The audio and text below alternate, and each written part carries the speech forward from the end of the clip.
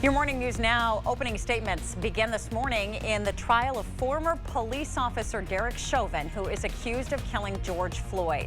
Chauvin is pleading not guilty to murder and manslaughter charges stemming from Floyd's death on May 25th. Minneapolis authorities are bracing for possible unrest surrounding the trial, which will be broadcast live from the courtroom.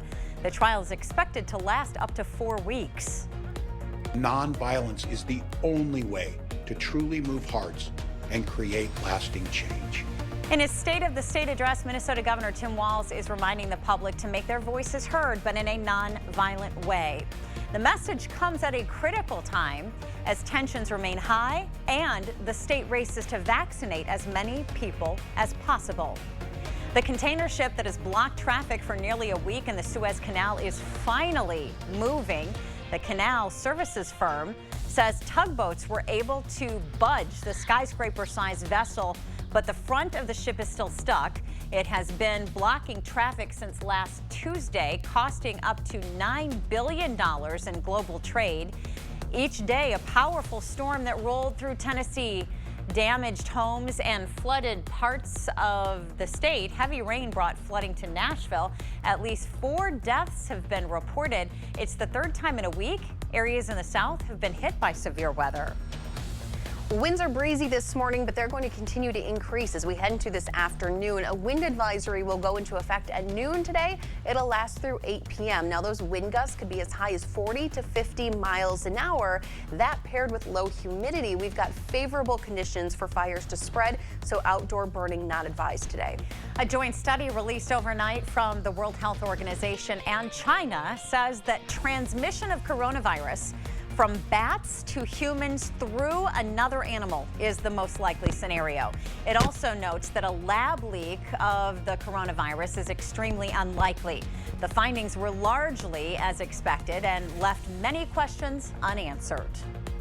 A lot of the spread is happening among younger people, 10 to 19, but also 20 to 29. Meanwhile, new cases of COVID-19 are on the rise again. The variant, first identified in the UK, is more contagious and now likely to become dominant. Experts say that might be due to young people traveling and gathering for spring break. President Biden says he will meet with advisors today to get a better sense of the COVID-19 situation. Starting today, Jackson Street between 4th Street South and West Avenue in La Crosse will be temporarily closed for utility and paving work. The closure is expected to last 8 to 10 weeks, depending on the weather conditions. 5th, 6th, 10th, and 11th Street South intersections will be closed as well. A detour sign will send traffic south to Green Bay Street. Also today, the city of La Crosse is opening its brush and yard waste site on Isle La Plume. Yard waste consists of grass, leaves, plants, and clippings, and brush is defined as branches that are no more than 8 inches in diameter. You must be a La Crosse resident to use the site. A state-issued ID or proof of where the materials are from is also needed. Really helps improve their, self-esteem, their attitudes. And I just, seeing all the smiles, it's just great to see. The Boys and Girls Clubs of Greater La Crosse will host their final McDonald's Basketball League tournaments today. COVID-19 threatened to cancel some of the leagues in the area, but because of BGC's multiple buildings and COVID protocols, they were able to help by hosting tournaments at their sites. Over 100 teams from the Greater La Crosse area participated in the tournaments this season. And the La Crosse Concert Band is returning to Riverside Park this year. Concerts were canceled last summer due to COVID.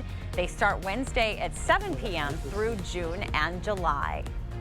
Well, we will see those windy conditions heading throughout your Monday. Temperatures are in the 30s and 40s this morning, but it feels more like 20s and 30s, but they'll warm up quickly with those strong winds. Highs today in the upper 60s. Thank you so much for sharing your morning with us. We're going to send you now to CBS This Morning. That starts right after the break. We'll see you back here tomorrow.